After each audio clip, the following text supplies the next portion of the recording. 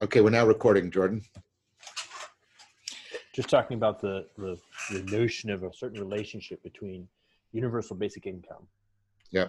The meaning crisis, and then ... So. Right. And I think this is also germane to our discussions about the religion that's not a religion, because sure. we've tried to say about central the religion. We try to make these the non-negotiables that the religion that's not a religion has to address, or we failed in the design. Yeah. But I was talking to. And I would say, by the way, I would not to bridge. I would actually say something like, so.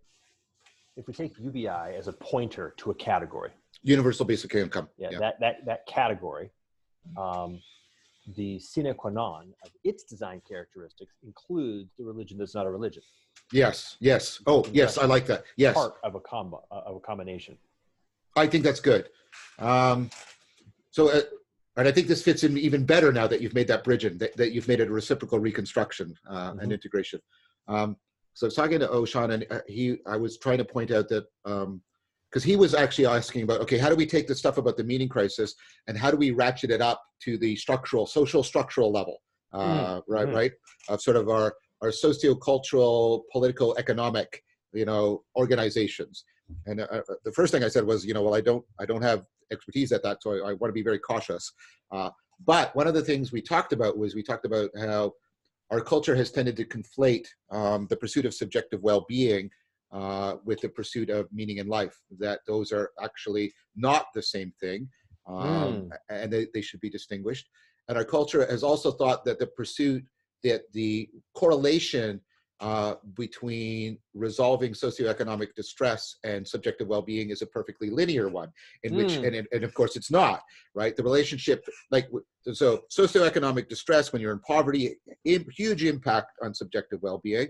But once you get out of poverty, as you know from the research, the graph, it really starts to flatten, and it becomes irrational to pursue these things, because you have to put it, you need a huge increase in wealth, for example, if you'll allow me that word, to make very small differences in people's subjective well-being, because very quickly you get into powerful diminishing returns. Yeah. So the relationship is not a linear correlation. And then also subjective well-being and meaning in life are very different things, right? And the classic example I use, you might have heard me use this before, is having a child. When you have a child, many of the measures that the Enlightenment talked about go down, like your finances get really hit, you're not sleeping, right? You're getting sick, your health is degenerating, your work is impaired, your longevity is actually jeopardized. So your subjective well-being crashes when you have a child. You know what I'm talking about, because you've had one fairly recently. But why do people do it then, if there's all this reliable diminishment of subjective well-being? Well, because meaning in life goes up. Because why? Well, what's happening is, let's talk about people who are trying to become good parents, right? And they want to be parents, right? So I'm talking about parenting in a sense much beyond biological offspringing, right? So, right. Well, what happens is, it's one of the most profound things to take you out of your egocentrism, right? Because the child is now the center. And this is one of the factors that's so contributory of meaning in life. It's called mattering. I want to matter. I want to be highly relevant to something that is outside my egocentric set of preferences and desires and goals, right? And that mattering, that transformation from egocentrism to other-centrism or even ontocentrism, is one of the things that is constitutive of, an enhanced meaning in life. You're being, as Susan Wolf said, you're connected to something bigger than yourself, something that has a value independent of you just liking it or preferring it, because we think persons have inherent value to them, right? And you're engaged in the agapic project of making a person. And so I think he was asking me to respond to people like Steven Pinker and look at my graphs, And I was saying, well, again, I think the Enlightenment made a couple of confusions, and that they've got locked into our socioeconomic political grammar or code, to use your language, in that we've made a mistake. We've conflated and confused meaning in life with subjective well-being. That's a big mistake. And then we thought the relationship between socioeconomic improvement and subjective well-being was a linear one, and it's not. It's curvilinear, right, in an important way. And that's why you can see, areas of huge affluence like Silicon Valley also being places in which the meaning crisis is being experienced in a very intense manner. And so I think that's important to sort of bring in here. And I think, therefore, that what you just did a minute ago is completely apropos of that what's going on is, we just, as I think, and I like this metaphor, just dumping money on people isn't going to be enough, precisely because that dumping, right, is still caught up within this grammar that I'm saying is deeply mistaken in these two kind of profound ways. And that's why the universal basic income and the religion that's not a religion have to be powerfully integrated if we really want to try and have a good shot at improving people's lives. Yeah. Sorry, that was a bit of a speech, but I thought there was an important argument to get on the table for the two of us. Yeah, I think all the pieces fit together quite nicely. And you're right. I think it was the size of the piece. That all the pieces had to be there to actually have the whole thing. Right. I was actually wondering, by the way, if there's a connection that loops back between socioeconomics and meaning. I think so. Well-being and well-being to socioeconomics. I think there's a triangle or some sort. Yeah. And I was talking to Oshan about that too. I mentioned our work, your work, and I, to him a lot on this issue. And I was saying, well, what I can talk about is, how those confusions we were just talking about are bound up with a confusion that comes from the socioeconomic down, if you'll allow me that language that you're asking about. And that's where I point to, Fromm's idea of the way capitalism tends to promote modal confusion in powerful ways. Because what you get, right, is you get a certain socioeconomic organization in which the being needs are always pursued in a deeply confused and mistaken fashion within the having mode. Now that actually makes capitalism sort of work in the abstract sense of there's more buying and selling going on now, but it makes it deeply dysfunctional in the sense that people are experiencing, this was Fromm's point in the modal confusion, they're experiencing a kind of profound existential frustration and futility because they're consuming more and more and yet not alleviating their hunger. It's kind of like, like junk food kind of consumption. And so I think I'm not claiming this is exhaustive or exclusive by any means, but I think that's one way in which the socioeconomic then feeds back down into the meaning system. Beautiful. Yeah. The construct there actually works quite nicely. One of the things that we've run into, people like Daniel and Forrest and I, is that there's I think we've even talked about this notion of the triadic modalities of the transcendent, the immanent, and the omniscient. And there's something about their relationship that there's three, so they can kind of go one way or the other way. Yes. You can either go from transcendent to immanent to omniscient to transcendent. It kind of flows clockwise in my visual field. Right. Or you can go the other way. You're going to go transcendent, omniscient, immanent, transcendent, and flow counterclockwise. Right. And it seems like many, many, many times that if you actually notice something that seems to be wrong, broken, it's because it's flowing in the wrong direction. So what happens is that a way of saying what you just said in this language would be to say that sort of the meaningfulness would map to the transcendent. And that the simulacrum of meaningfulness is this modal confusion, precisely a modal confusion. And so that instead of actually experiencing the transcendent, instead of experiencing and being in relationship with mystery, instead of being feeling a deep, profound sense of meaningfulness, we simulate that at the level of socioeconomic. Right. And then what happens is then this brings us the other directions. We actually bring from the transcendent to the omniscient and then down into the immanent, which is that we now collapse we just say, more and more. Therefore, if meaningfulness is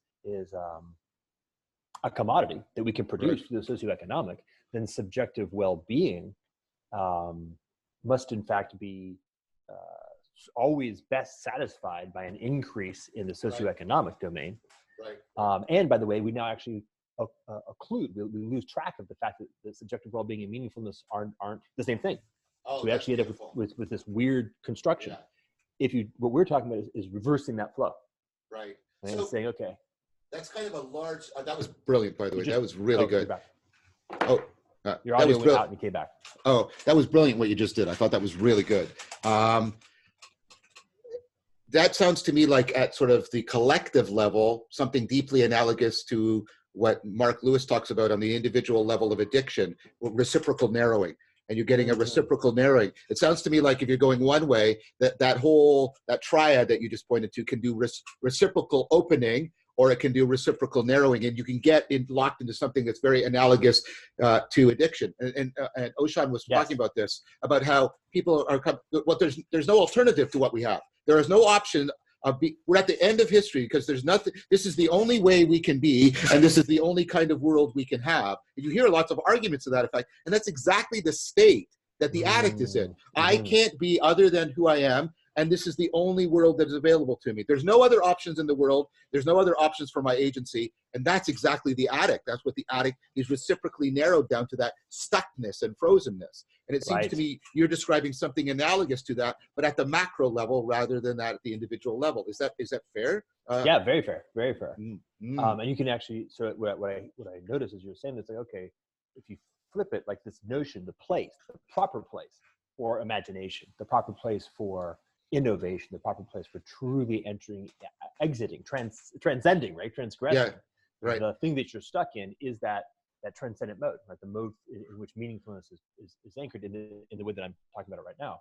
And so precisely if you're going in this direction, which in my visual field is the wrong direction, anti-clockwise, to use, I think, the more poetic British construction, that would make sense. You would actually have a reciprocal narrowing and an increasing incapacity to transcend, because you've actually become, you're actually losing access to that mode altogether. And so it's actually by going back and saying, this is the mode. Like, geez, if I feel stuck, I actually need to figure out how to settle back into and release myself from that cycle, that trap, and figure out how to go to reciprocal opening, which is going to say, okay, there's a movement there. So this sounds to me like, again, another design feature for the religion that's not a religion, right? In addition to that, it has to be coupled to ameliorating, right, the meta crisis. It should be one that's doing this macro reciprocal opening, that we should be able to articulate and say, no, here's a clear narrative, because people are oriented toward it. Here's a clear narrative of how we're cycling through this as reciprocal opening rather than cycling through this in reciprocal narrowing. Would you say that's also an important design feature then? Yeah, it feels to me like that is it, for sure. Like, that's a anchor, nail it. Good. Draw a circle around it. Now, how that really shows up in reality, I think, is a really interesting. Yeah. It feels to me like actually dropping to that level of concretion, like doing a concrete example of that. I think it's good. Let's do that. Let's do it. Yeah. And I like the idea of maybe trying to explore it through the metaphor of the addict. Yes. Because we've seen this, like the 12-step program did that. That's what it does. Right? Think about the 12-step program. The 12-step program is a program that slows down the cycle. Right. And it actually forces you, it requires that you open back up to the transcendent. As when you get to the bottom of the cycle, you have to open back up to the transcendent. You have to connect with something that is greater to yourself. And you have to surrender. Like, I can't solve this problem, so I surrender completely. Which is, in some sense, like you've got this cycle that's sort of wound like this, and you're slowing it down, slowing it down, slowing it down. Theory U has this notion of the bottom of the U. It's a little bit like that. Like, it's a way of getting back down to the bottom of the U and doing this sort of a hard reboot. And then you begin again from the bottom of the U, but now cycling in the right direction. And trying to find a way to stay in that right directionality and building it slowly from that place. Right.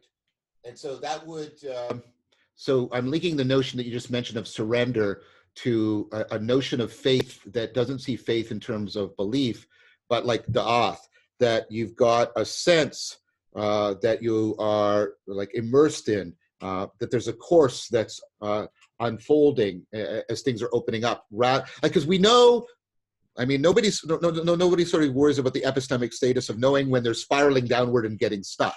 So that, I mean, and I brought this up with Mark, if we have that sense, we also have the other sense. We have the Platonic anagogic sense, at least latent in us. We know what it's like to become unstuck and to be opening up. And my da'ath, my faith, is that sense, reliably, not perfectly. Oh my gosh, that's so good. Yes. That's right.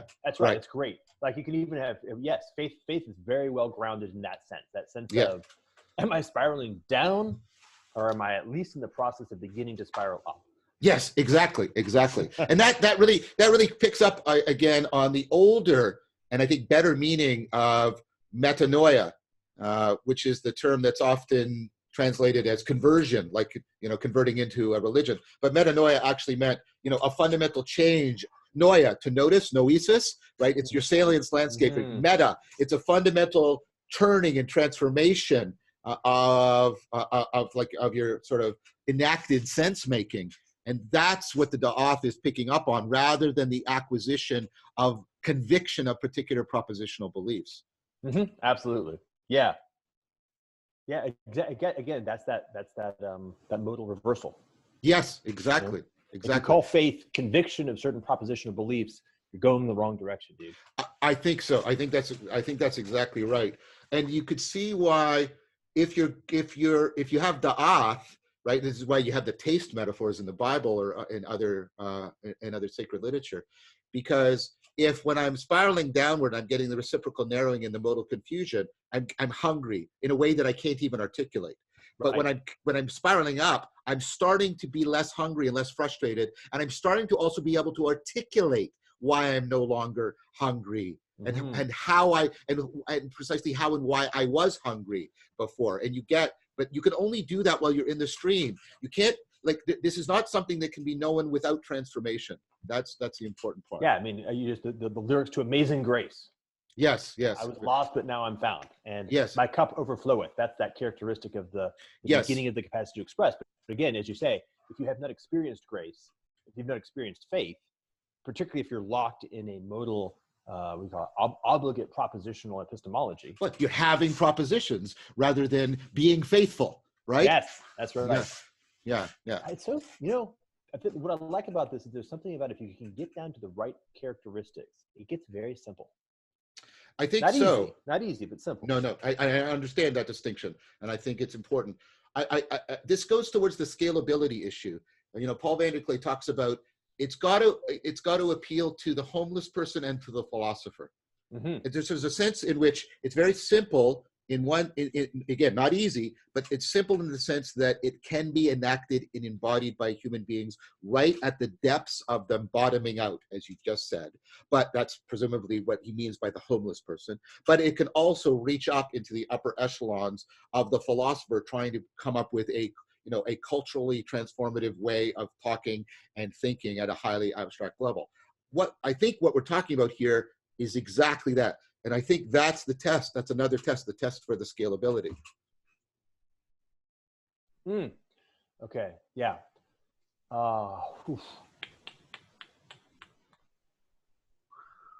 Scalability, something like process or dynamics. Okay, there we go. Great. I love it when you do that, by the way. I really, I really enjoy it just as an experience to belong to and be part of. So I thank you for that. I really like it a lot.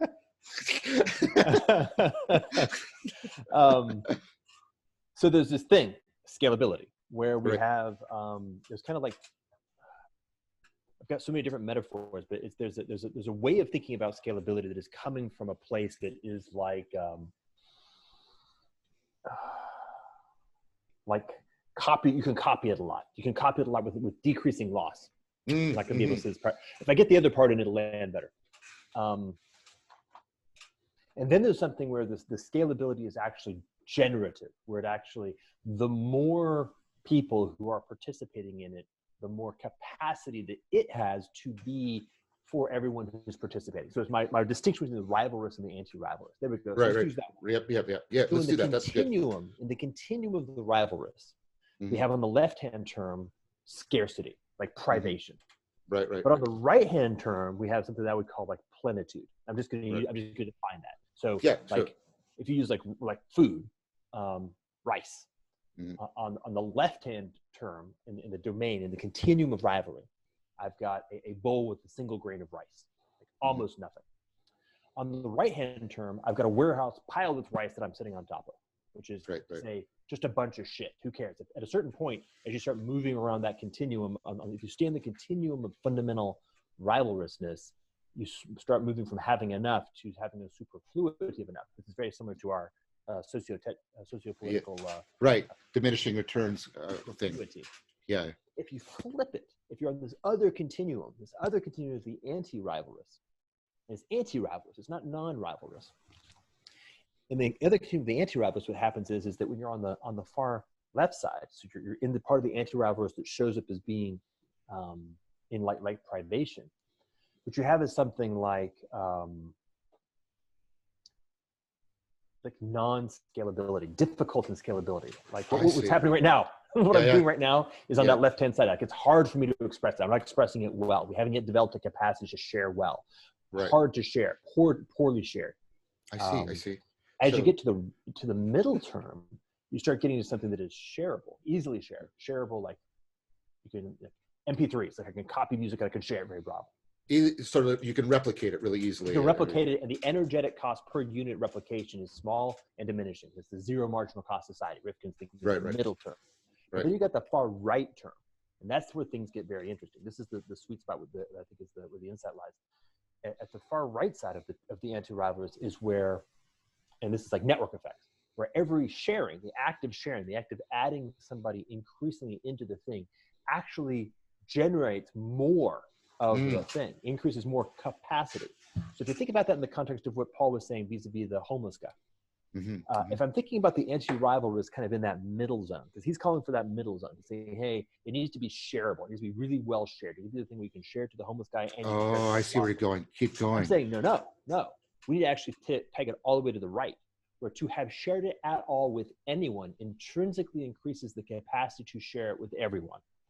So it recursively, it sort of evolves its capacity for sharing. It not just doesn't just replicate. It evolves in that sense. Right. That's the key, right? That's the insight that makes. Oh yeah, that's it's not scalable in the sense that you can share it broadly. It's scalable in the sense that once it gets past a certain critical point, it becomes inevitable because its capacity to bring more people in is so high, and every person it brings in increases its capacity, right? So it goes.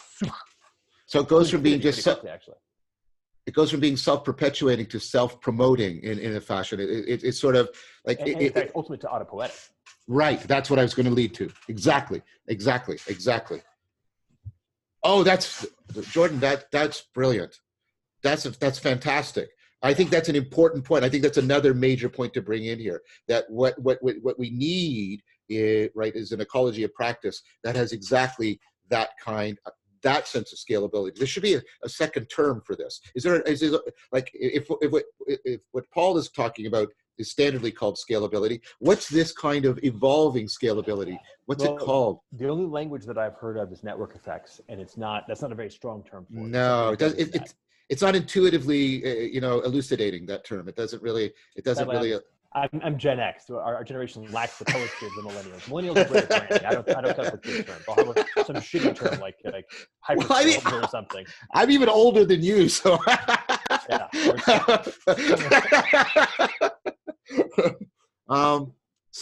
But I think the phenomena you're pointing to, I think that's right, and I think that's a respectful but also very thoughtful and insightful response to Paul. It's like, no, actually we don't want that. That's an old sort of hierarchical way of thinking of this. We need something that's much more like a dynamical system where stability isn't understood in terms of mechanical solidarity. Stability is understood in terms of dynamical self-correction. Right? There's a way in which what you're saying here, it's ultimately correcting itself because it's actually qualitatively improving its functionality as it's being shared.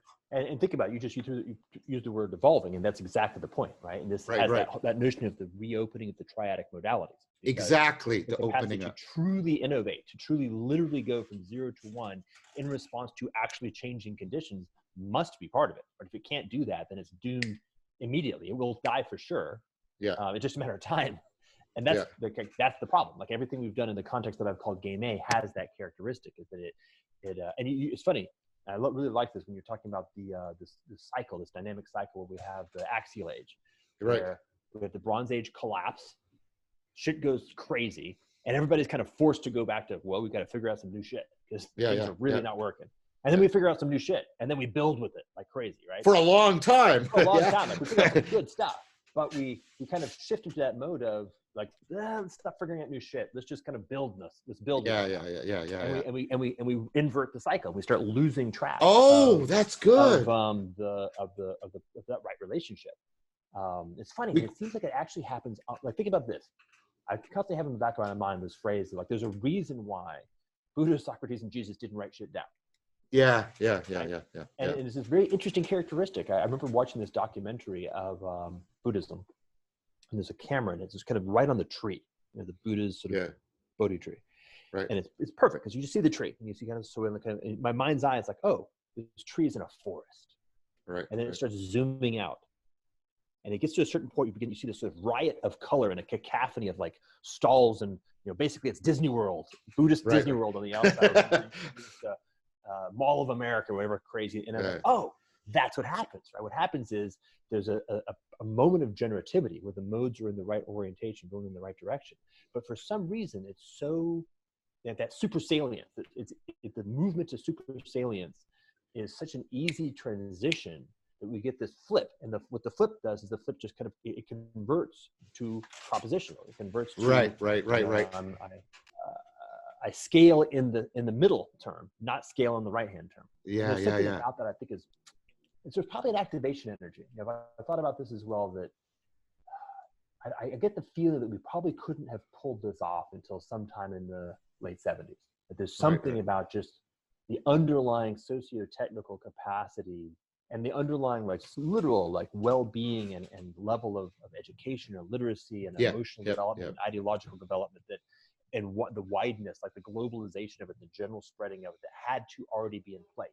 The pushing that was too hard for these autocatalytic, autopoietic systems. So they eventually kind of ran out of steam. The default mechanism was the practical, well, let's just go super salient, lock it into a top-down hierarchy that is able to kind of get shit done and do stuff, which did, right?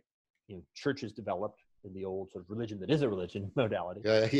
And things moved. But the proposition, the hypothesis, the hope is that the context is now super saturated. Right. The fluid is super saturated, and so the possibility of something that is coming in the right modality actually getting through the phase transition and leaping over the transition to being truly autopoietic is available. Like, it's a real possibility. Right. My generation. My generation talked about. I don't know if people still use this, but from physics, the critical mass idea. That it sounded like only in the 70s did we have sort of enough that it could start becoming autocatalytic and self-organizing in a powerful way. And probably, as I say it, probably like in the 70s we began to have enough. Like we were beginning to get the pieces necessary, like the underlying components. Like that homeless guy. So this is why the way the idea came up for me is that, on the one hand, yes, there needs to be some sort of field effect or some sort of characteristic of the way of being in relationship with religion that's not a religion, that actually works at the individual level. So there's a way for them to sense in their body a upgradient, a movement away from downward spiral and towards upward spiral that allows this notion of faith to be felt. Right? Exactly. There has to be a conversion for them. Exactly. And also, though, think about what happens when they're beginning to notice this in the context of some community. They're actually noticing it in the context of other people. And the homeless person is maybe more challenging, but let's zoom back to 800 AD. 800 AD. I'm in some village. And I'm not even in a village in like remote hinterlands of northwest China. I'm in Tuscany. So I'm kind of like in a place that has some people in it. At the end of the day, the likelihood that I'm going to encounter another person who's really heard the word and is feeling this thing richly and deeply is actually kind of low. There's just not that many people around. You don't, travel is very limited. You communication with this group of people. If I'm not lucky enough, I might get up and kind of head to Assisi because I've heard there's some shit going down. A couple hundred years later. But that's kind of it, right? There's like a critical mass. The neutron density is preventing the fission from actually popping over the top. But now it's there, right? Now I can just kind of pop into a location. If the possibility of actually having not so many cadmium rods like sucking the energy out of the system. Like that's one Right. talk we have all the time. But Right. just having enough sort of, you've got the feeling for what this faith feels like, right? To actually come out from this other direction, and you're beginning to notice what other people who have that feel like and speak like. Then, and you can find them, like we can have this, you and I can have this conversation, and we can share this conversation. And for a lot of people, this is either going to be confusing or annoying or whatever it happens to be. But for some people, it will land in a useful way. Yes. Generative, yes. right? Yeah. Yeah. And that generativity will increase for them the capacity to have their version of this conversation. Exactly. It has a feedback loop, right? If people continue doing that kind of thing, something like that. No, I think that's excellent. So yes, I don't want to lose one thread. That's sort of, I like to, you also pointed to this, there's a threat also. So that you, for the last few minutes, you've been talking about sort of the positive affordance, but earlier you pointed to a threat, which is people go from sensing the upward spiral, the anagogic spiral, in terms of how that connects them to the generativity, to more being in, like you said, what they stopped trying to innovate, and instead let's just keep building more. I think you said building more shit on the basis of, the grammar that we've already worked out. So it shifts from being it shifts from an evolving sense to a hoarding sense, if you'll allow me that way of putting it. So to invoke something in the domain of the sacred, this gentleman Clayton Christensen died recently. Mm. And he wrote the book, The Innovators. Hilariously perfect. Sorry, Jordan, you're breaking up for a second. You broke up for a second. Oh, no. Am I back? Yeah, you're back. I didn't get the author or the book. Clayton Christensen. Right. And the book is called The Innovator's Dilemma. Oh, I see. Right, so we're talking about somebody who, by the way, was a Mormon who went on a mission. Right. Was a successful entrepreneur, quit to become an academic at Harvard Business School. So this is a very different domain, right? This is a beautiful sacred text, because he's not even trying to be a sacred text. He's trying to be a way to instruct business leaders on why this hoarding thing happens, because it happens everywhere. So you can really look at it in this micro case. Oh, now he points out the my innovator's dilemma. Right. We have a real thing. Like we can study this very closely in mostly like tech companies. It's easy to see. So you'll have a situation where something like, let's go with Google. There's a period of axial age generativity. There's a period where the context of the people, their relationships, their openness, their willingness to experiment, their willingness to fail, the things that the stake they have. Like at the beginning, it's a bunch of grad students, more or less. Right. And some people who have put money in who are saying, you know what, it's okay if it fails. Like we understand that's how this thing works. And it innovates. There's a lot of generativity to it. But there's an S curve, and there's a point at which the organizational dynamics have this characteristic of optimization. They have some desire to begin to no longer continue to innovate, but actually to optimize for the potential that was stored in the innovations that already happened. Right. And it's always this sort of weird unconscious frustration, because there's a belief that you can have your cake and eat it too. There's a belief that as an organization, and for God's sakes, we've got 50,000 people in this organization.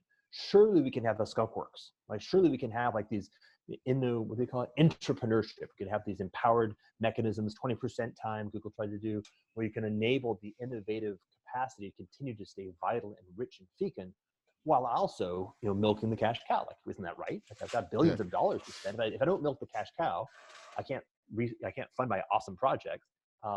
That's the right thing. But Christensen points out that it turns out, no, there's some characteristic of what happens is that when there's a percolation effect, almost like a critical mass in the inverse direction, where the organizational culture, just enough pieces of the fundamental organizational culture begins to include a certain kind of psychology or typology of person, and a structure, like literally the organizational structure has a weight, process, and protocol that is biased towards optimization.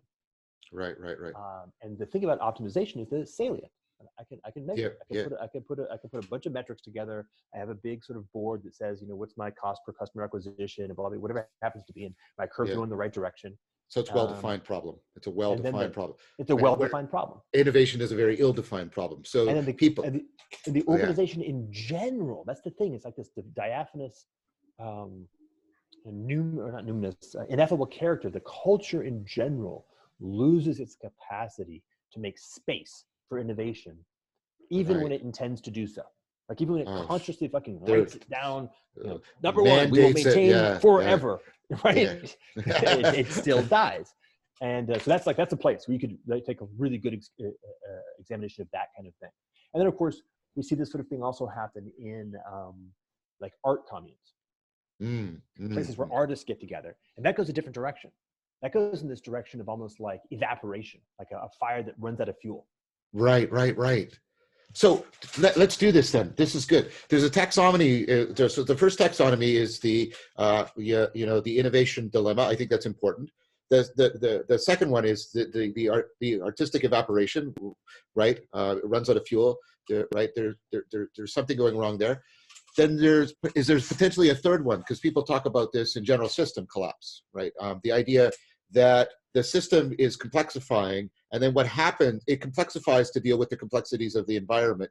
And then the system itself becomes so complex that it becomes as problematic as anything it's trying to address in the environment. And then it eventually can't solve any problems because it's so consumed with itself. You see that's at the end of the Western Roman Empire. Like it's like no matter what we do, it's just making things worse. And the empire becomes the problem as opposed to being the thing that you're trying to use to solve a whole bunch of problems, right? And so that strikes me as another way in which, so the system could be complexifying, but it could come to a point where you might be hitting something like general system collapse. That you get this complexification. Oh, this is who? Joseph okay. Oh, yes. The collapse of complex societies. Right. And it's precisely that, right? Where you have I have his book, but I haven't read it. But that's right. We talked about it a couple of times. So but that's it. Like that's the. Well, at least I would point that insight to him. I think there's other domains, like different people from exploring different domains have noticed the same thing happens in lots of different places. But he does a very good job of describing exactly that.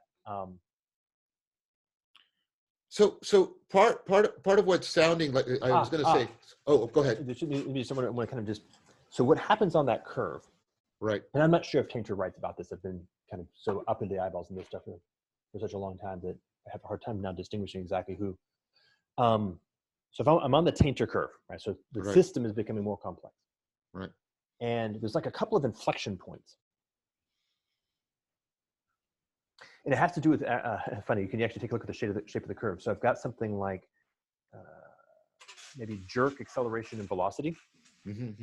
So there's the jerk, right? So the jerk is the rate of change of acceleration. Acceleration is rate of change of velocity, and velocity is rate of change of position. So if I'm looking at the curve, the first inflection point happens when I actually go into zero jerk and less. Right? So what happens is that for a period of time, the innovative capacity of the thing that is being developed actually is accelerating. The acceleration is accelerating. Right? There's a curve that looks on acceleration itself. And there's a point at which that stops happening. Right. And if I look at this, if I can zoom out and look at the mathematical domain, you actually start to begin seeing that this is the point at which the accelerating returns begins to turn into not diminishing returns, but not as rapidly accelerating returns. I can see the space is beginning to be filled. Is that where people shift to optimization too then? Well, that's where you actually, generally speaking, have a choice. Which, I see. As far as I know, everybody always fails. Which is, you can choose at that point to step away from optimization, or you can choose to step towards optimization. And because what happens is that at that point you're beginning to the low-hanging fruit have been picked. Right. All right. So it's not as easy to get the easy stuff. Right. Now here's the thing. Here's the problem. This is the meta thing that I think is so very difficult to hold on to. You can double down. You can get better at the thing. Let's go with oil, like oil refining. Yep. I remember you talking to me about this. Yeah. You know, at the first iteration, some very simple, basic technology and not too many geographic regions, and I'm getting like just gushers. low-hanging fruit, like literally I can dig it out of the dirt with a shovel. Right. And then something happens where the low-hanging fruit have been picked. So what do? Well, either I can say, I need to keep my fluidity open and not become too addicted to this particular to oil, complex system, to oil and the petroleum refining and construction industry. All that whole infrastructure. Or you can say, fuck it, I'm actually pretty good at innovation. I'm going to double down on optimizing my oil construction. Like I'll build a rig. Like I'll actually figure out how to drill deeper or whatever happens to be. Right? Oh, so you get much more local in where you're innovating rather than global innovation. You're moving to yes, right. You bind innovation into a domain, and that works really well. Because now you're kind of know what I'm looking for. It's gone from mystery to puzzle. That's kind of the key thing. From ill-defined to well-defined problem. Yeah. Now I get now, but boom! Like now I have a boom. Shit gets really, really good for a while. I have a golden age, and that's the really weird trick because you feel like, well, shit's really good, so obviously it must be winning. I must be doing a good idea. But you're exactly the same time. It's bullshit because you're making the wrong thing salient, right? It's bullshit. Right. You're making the wrong thing salient. Bullshit. You're bullshitting yourself, and it's so hard. So then the next thing, of course, is then when you start going into zero acceleration, right? Where my accelerating returns is now shifted to diminishing returns. Right? So the velocity continues, but now the cost per unit velocity is going up, which by the way is happening all over the place. Right now in the context of where we are. Now I've got a real trouble. Now I'm actually an addict. Now I can feel it. Now I can sense it. Like this is the 70s. Right. From the oil shocks hit all over the place. And the response at that point is, you're really, really better kick, dude. This is you just got your first real moment of clarity. Now's the time to get off the juice. But what do people do? Right? It's hard like that. Now you've got to build an entire addiction. Like think about back to oil. I've got cars, man. How are people going to get around if I don't have cars? I've built the interstate highway system. Shit is only 20 years old. It still is functional. I've got built in suburbs. If I don't have cars, suburbs don't even work. Like I've made this massive infrastructural commitment to a lifestyle premised on this particular capacity, this complex or complicated structure. So now in some sense, I have to commit to bullshit. I have to become actually delusional. So that's the 80s in America, at least. Is there a way in which, sorry to interrupt, but I just want to explore this thought with you quickly. Like, is there a way in which our culture is in that sense, and I do this very cautiously and I don't want to be dismissive or insulting. Okay, so I'm announcing that. Is there a way in which our culture is addicted to Christianity because it has been so interwoven with our moral and legal, like think of it not economically, although it is, but it's so deeply interwoven into our moral and legal and spiritual and existential and therapeutic, infrastructure that we're sort of addicted to it. So even though a lot of people sort of reject it propositionally, there's still something analogous to what was happening with oil and the infrastructure, right? Yeah.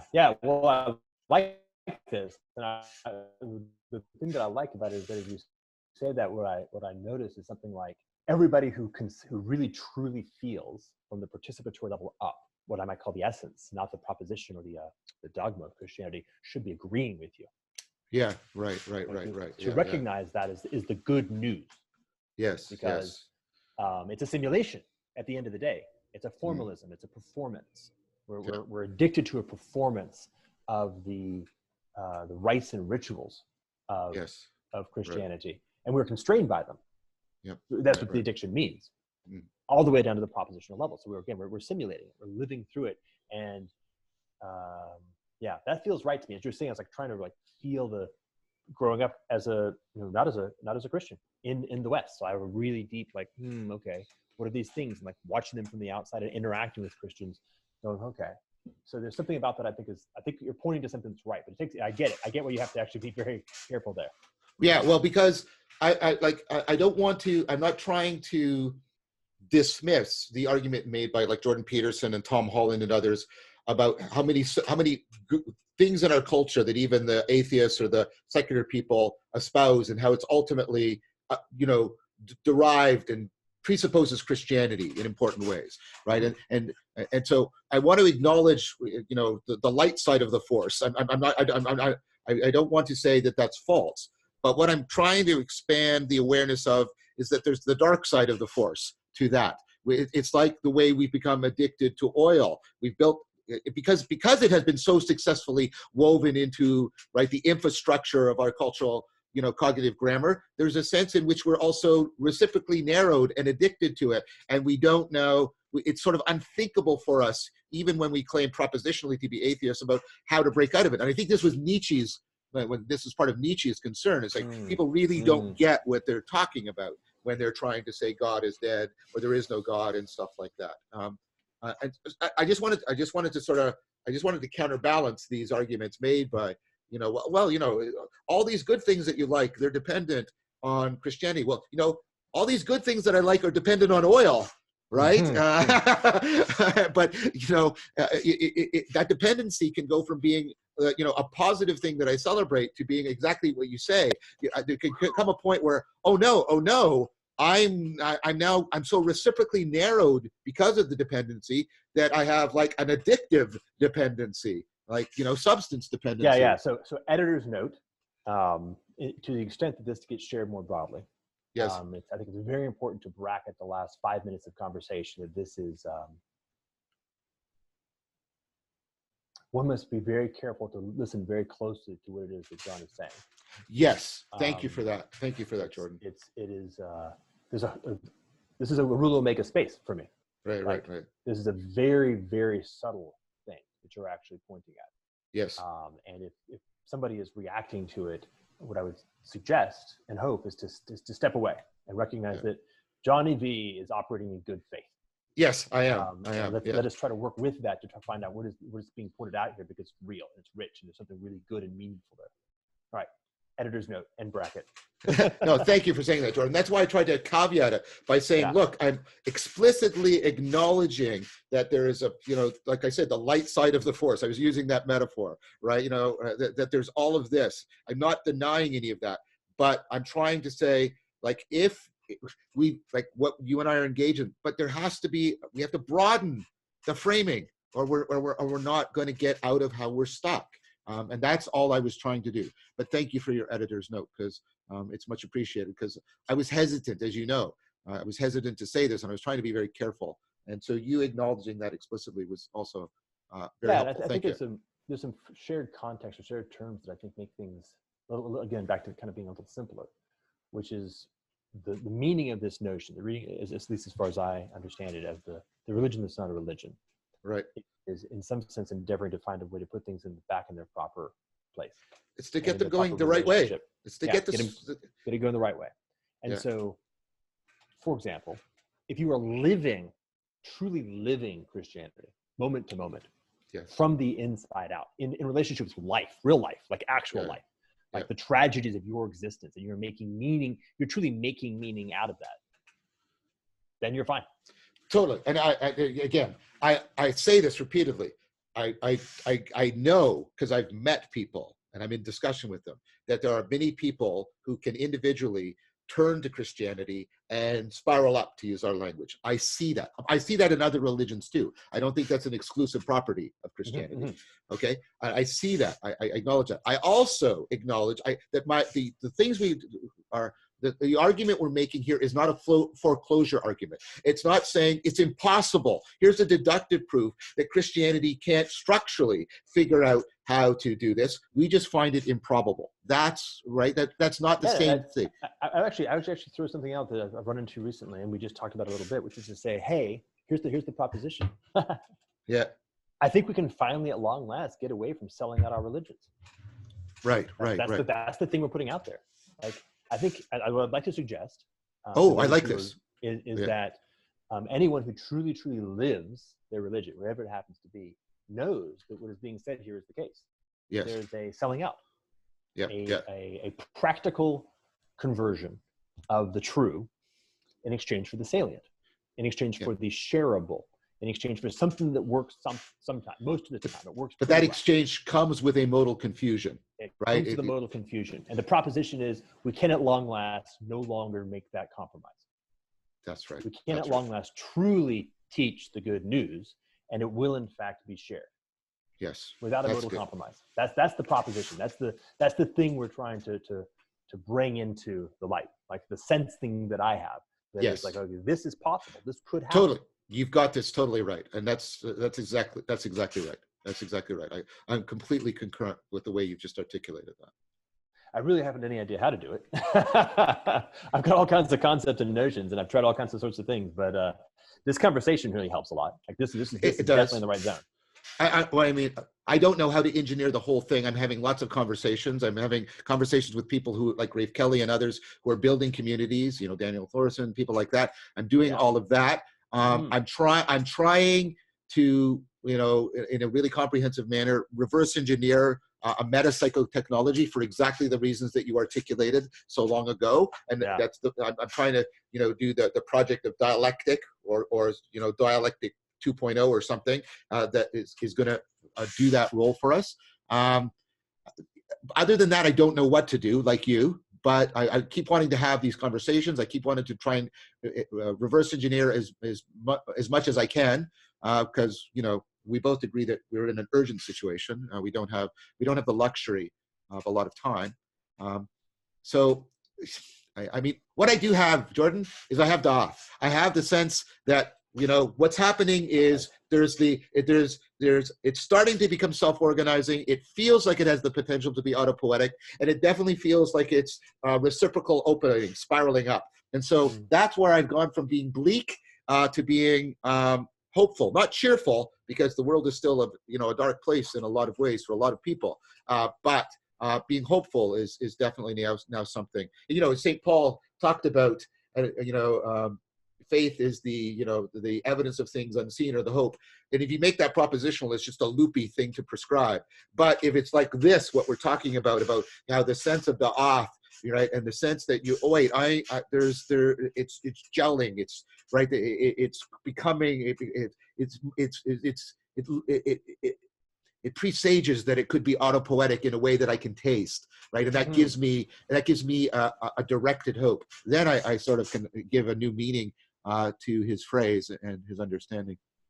And so, and that's why I like to emphasize the adjective rather than the noun, not faith, but faithfulness. That sense of, because when you're faithful to your wife, it's not like just, well, I believe these things about her and I will always believe them. That's not what it means. It means that you have da'af, that you are, you sense an autopoietic thing growing between you and her that is valuable to both of you in an evolving, spiraling upward way.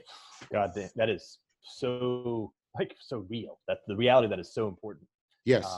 Yeah, that's actually such a powerful way of grasping it. I wonder if that lands for people. So just to say it back to you. Sure. Let's go with model one. Right. And model one in this case is going to be propositional. So right. Model one is something like, I've said some words in front of a group of people, let's say a priest. Right. And I've been trained that I need to keep my word. Right. And so I keep my word, which is to say I've got a whole bunch of commitments that I've made, and I'm going to keep those commitments come hell or high water. This is also very similar to the notion of responsibility. Actually. Right. Good. Happens there as well. And model one has this really bizarre characteristic that the pairings, the relationships that are bound by that kind of a binding may or may not sort of last until the two partners have died. Right. But rarely are deeply joyful. That's right. Over time. That's right. By contrast, and by the way, there's a valley of death in between these two that has like 80% divorce rate. Yeah. On the other side, model B or model two, I can't remember what I started with, is what you just described. Yeah. Which is that it's alive, it's a living thing. The relationship is well watered and has sun and nutrition, that it's healthy, it's vital, that being in this thing is actually good for me, it's good for her, and there's an us that is also growing. It is an autopoietic living being. And that's right. Faithfulness is my willingness and capacity to continue to commit to the caring and feeding and nurturing of that thing, and then it's supporting me in that. Right? Yes. So when I get weak or I get strong or I stumble or I fall, there's something that helps me and supports me and understands me as me, brings me back in, and it's real, like it's alive. It's like a tornado that is actually turning. This is like the difference between encratia and sophrosyne. It's like the difference between, you know, making yourself do something and being sort of, right, so you're sort of pushing for yourself as opposed to being drawn, right? You're sophrosyne, you're tempted by the good, right? And you're faithful to your partner because it's like, well, not being faithful strikes you as unthinkable, not because I'm going to hold myself in. It's like, no, I'm constantly being drawn into this and drawn beyond myself. And why would I want anything other than that? Right. And this is just to loop back in terms of that construct of universal basic income, right? Is the transition between those two, right? It's the transition between work and that's vocation. Beautiful. Oh, yes. Yeah. Oh, excellent. I should go soon, my friend, because I'm on a pretty tight shift. Well, but that was actually a nice closure. We circled all the way back around. What do you think about uploading this conversation? Or are you still feeling that you don't need to be in the public space? This feels pretty good. Okay. I may be wrong, but I guess my capacity, like I've had that experience that I think Zach Stein was telling me is how you actually grow wisdom, which is, he calls it the blackening, like a deepening depression in relationship with trauma. Yeah. But then I've been metabolizing that, and I think my capacity to be in relationship with the infinite darkness that is the nature of, that is part of reality, right? The infinite light and the infinite darkness has increased. So I expect that there will be a decent amount of shit that comes out of anybody who watches this, but I also expect it's worth putting it out there. So if you feel that way as well, then please do. And I would hope that people would be charitable to the good faith spirit that we brought to this discussion. I mean, we stepped back a couple times and said, like this is what we're clearly trying to do, right? And we're not trying to do X, Y, or Z. One can hope that at least the fact that we've tried to make that clear, what our attitude is and what our project is, that would help call from some reciprocal responses from people, that they would respond in good faith as much as possible. I would hope so as well. Okay, thank you, my friend.